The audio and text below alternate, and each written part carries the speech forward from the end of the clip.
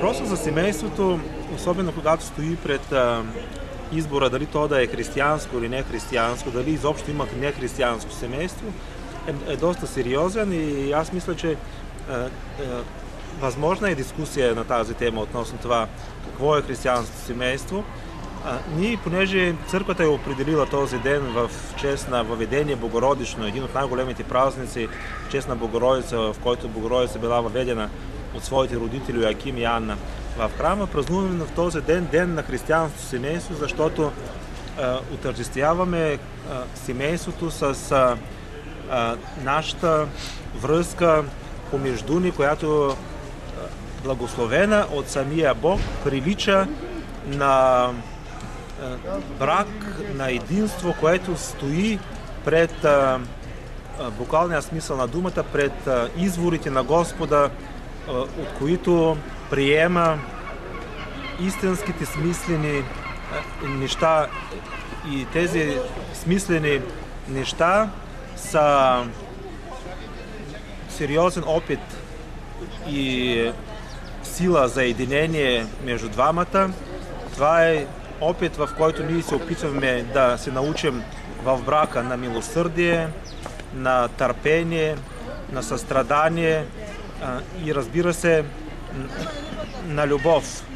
Защото любовта като най-основна добродетел е тази, в която може да се слушат истински духовните неща, и аз мисля, че християнското семейство, което се храни от изворите на нашия Господ, както казал и самия Христос, ще може да се покаже в този свят като източник на множество извори, от които да потекат истинската отговорност за духовността на човека, защото в културата на единение между двама да се роди истинската духовна култура на единение и любов. От тази гледна точка аз мисля, че християнското семейство се отличава от каквото да било друго семейство, именно с това, че то вижда пред себе си Бог и своето единство вижда само в Бога.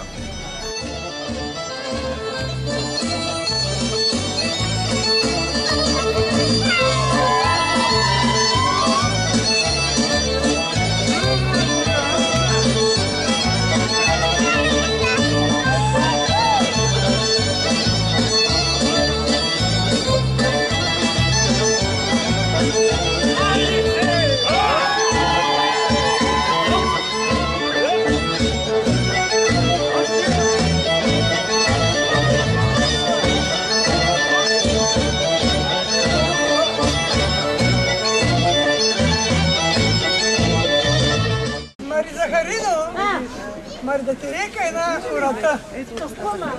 Стълбичките нагоре, там Маринаш на Кочук. това да отидете на парзалата. И село се преказва, че твоята стрина нехният Нади.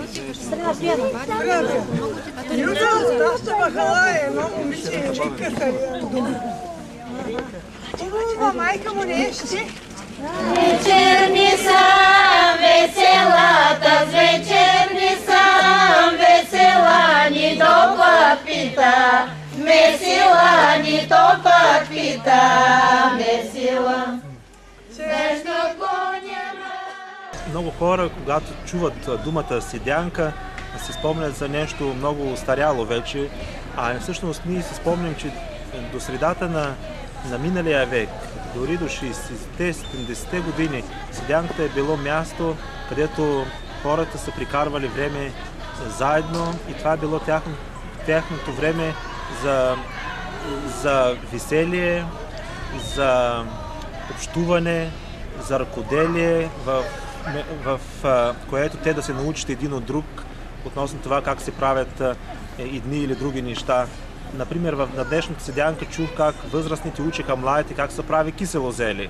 Колкото и смешно да изглежда това, но този опит също е традиционен и може да бъде предаден ето на такива места, където младите намират възможност да общуват заедно с възрастните, без да има някаква бариера между тях. И седянката в днешно време, в 21 век, може да се яви именно като такава площадка или такова пространство, на което да бъдат събрани хора от различни съсловия, с различна възраст, но в името на нашия Бог, затова го правим на територията на църквата, ние да превъзмогнем всякаква бариера и неприязан, която може да застане между нас и да използваме това време и това място, за да общуваме помежду си, да се научим на нещо, най-вече на истинска традиция, на истинските ценности, които вече се позабравят, и разбира се, да се научим и от Словото Божие. Затова го съчетаваме заедно с църковната и с духовната култура.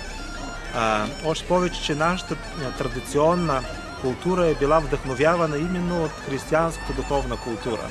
Защото това е желание да общуваме заедно. И това желание и възможност да общуваме заедно, независимо кой е и кой на каква възраст е, може да възникне единствено, когато човек има широко отворено сърце и това сърце е отворено в готовност да приеме всекиго и в готовност да сподели себе си с всекиго. Затова аз мисля, че това мястото на седянката е също място за взаимна споделеност. И ако това успеем да го постигнем в своето общуване, в съвременната седянка, в седянката на 21 век, като място за прикарване на времето заедно и място, на което можем да се научим, ако това успеем и да постигнем, значи ние де-факто сме постигнали истинските неща. Защото какво му трябва на човек? На човек му трябва да бъде споделен, защото той много страда, когато не е споделен. И неговата душа най-много страда от това, че не е споделена.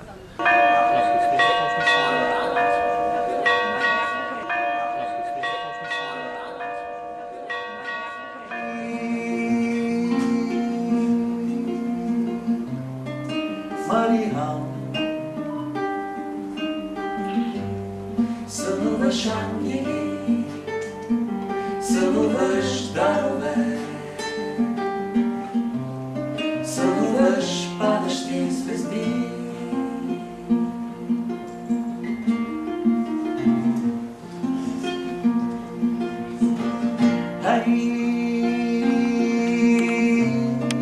Мария,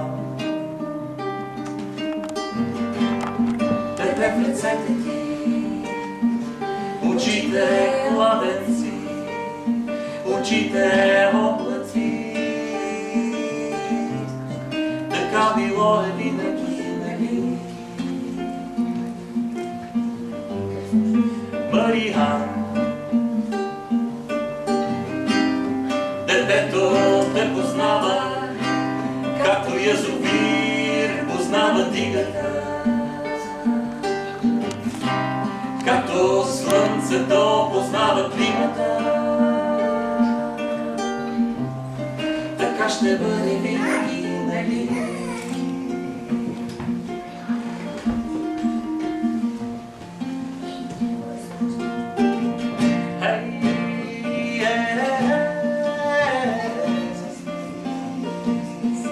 Мария, заплиташ мрежи от мълчания, да уловиш света, живота да изтеглиш от дълбокото. Съветници от варненски училища, психолози, християни, богослови, и се надявам, че ще може да стане този разговор, още повече, че целта на нашия разговор, както знаете, да бъдем научени на неща, които ще способстват за нашето личностно развитие, пък дай Боже и за утвърждаване на основната истина за семейството. Аз виждам как ние си губим децата. Аз имам 4 деца и в различните възрасти виждам как деца, които старали сме се максимално с молитвата, с църквата, с църковността, и те тичат, искат да са и подякони, докато са малки, търчат в църквата, всичко е чудесно, молитва, те казват молитва преди храна, но в една възраст ние започваме да си губим децата. Малко като че ли ме успокои това, което прочетах от стареца Паисий Светогорец. Той казва, там понеже много хора в Гърция, както ние сега се питаме, са му задавали вероятно въпроса, какво да правим? Той казва, до 12 години говори на детето си за Бога. След 12 години говори на Бога за детето си. В християнското семейство има един определен вид ценности. В днешното семейство, българско, ценности са абсолютно различни. Тоест, тая представителност на православната култура, на църковността, на историята ни въобще, на християнството в днешното българско семейство по принцип не съществува. Защото ние хубаво можем да си говорим за християнското семейство и за християнството, същевременно ценностите са ясно на всички, няма смисъл да говорим. Те са чисто материални, дори ценностите като цел на семейството са да придобиеш нещо, което в нашите баби и нашите прадеди просто това не може да е важно да имаш къща, да имаш най-добрите условия. Но това някъде стои малко по-назад. Напред първо стои спасението, заедно да си помагаме за спасението. Децата след това отиват на втори план и те по-скоро са плод на любовта, а не толкова изключителна цел в християнското семейство. И след това следват другите неща. В момента следва придобиването на някаква материална ценност, която се, ако случайно направиш някаква връзка, какво ще придобиеш от това нещо. И затова сега има как се казва, предбрачни договори. Предбрачни договори. Чувате за мен къщата. Тоест, това е изключително важно. Целта е някой да не загуби обаче, защото говорим за сигурност.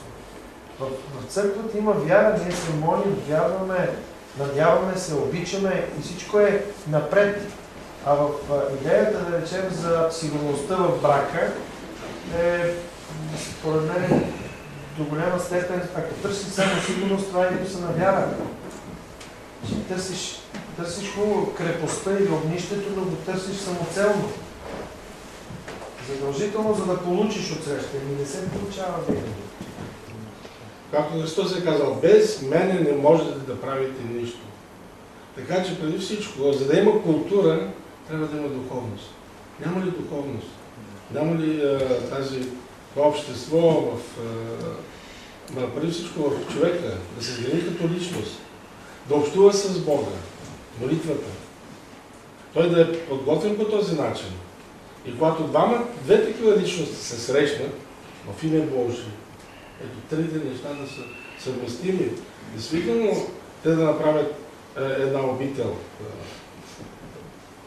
Да, мисля, че няма... Най-важното е тази християнска любов, която трябва да има между всички. И в манастира тази обител. Между всички хора и в света, особено пък в семейството. Християнската, Христовата любов. Но тя е преди всичко, която ще държи семейството. Но и в обществото ние трябва да се постараем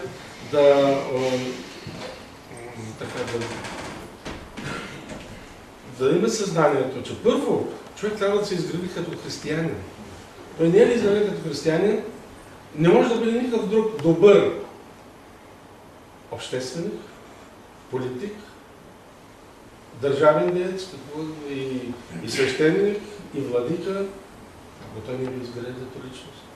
И затова няма ли вярата в Бога, няма ли личности, които са истински християнски личности, затова те повече отиваме към светското. И виждам колко много светски стана нашия живот. Не можем да говорим за гражданско общество, преди да изградим едно християнско общество. Християнско общество трябва да изградим. Като християни. И тогава ще може вече всичко по-човешко, така то ще бъде по-здраво. Но много е трудно. Ето, това е трудността. Както казва и Господ, не остави много.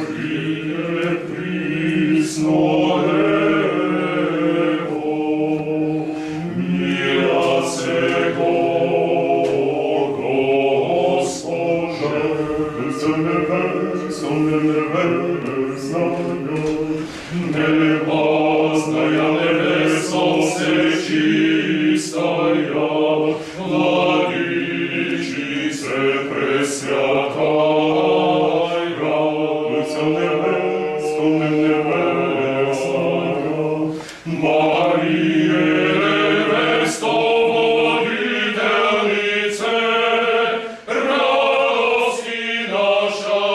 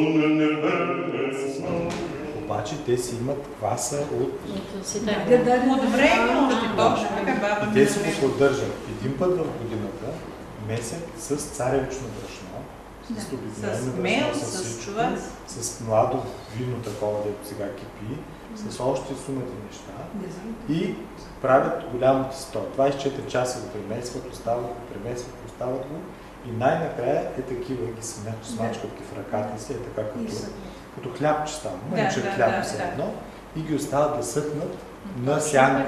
Той става есенно време. И то се съхне и става най-накрая като камък.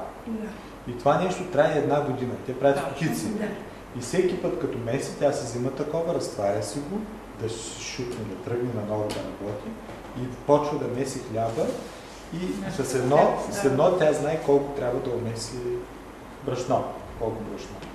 И вече като дойде края на годината, като посвършат тези, от тези взима и пак наново го прави цяло голямо такова и си подготвя за цялата следваща година. Да.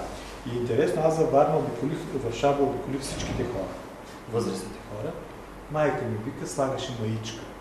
И те му викат маичка. Обаче как я правиш, никой не знае. Значи това е предание, което изчезва. И викат със смел, но той не може от въздуха да дойде бацила. Бацила трябва да се хване от някъде. Както киселото мляко, трябва да вземеш от някъде, за да заквасваш. Значи бацила трябва наистина той е предание, което се предава векове наред от човек на човек и се пазва. Хората се го пазят.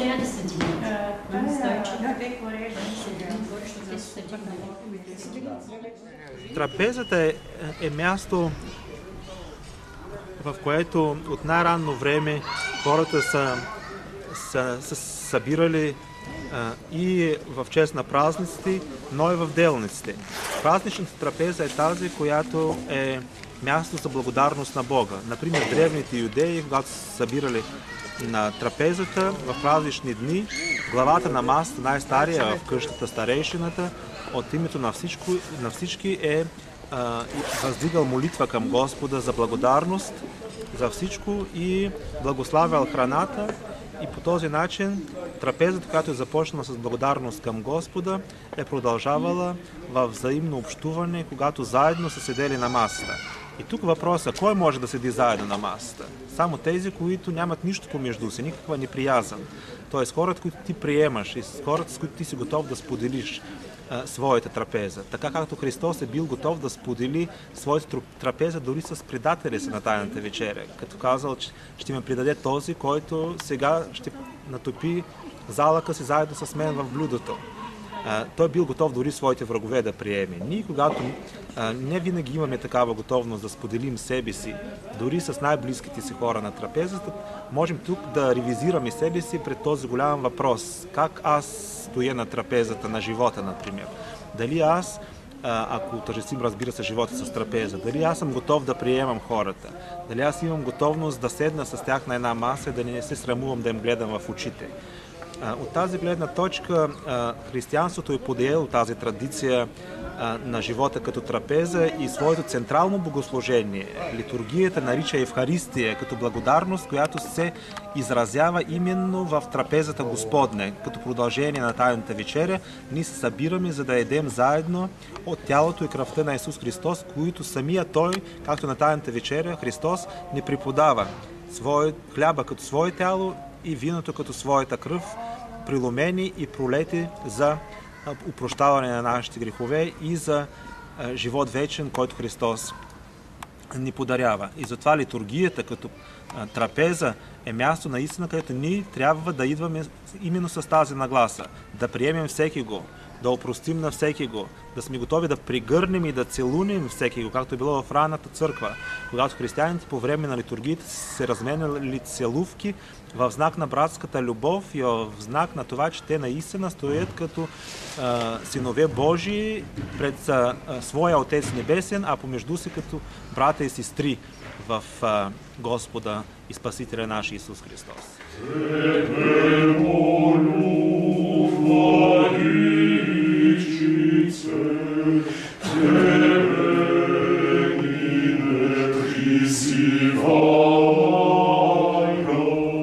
Tebe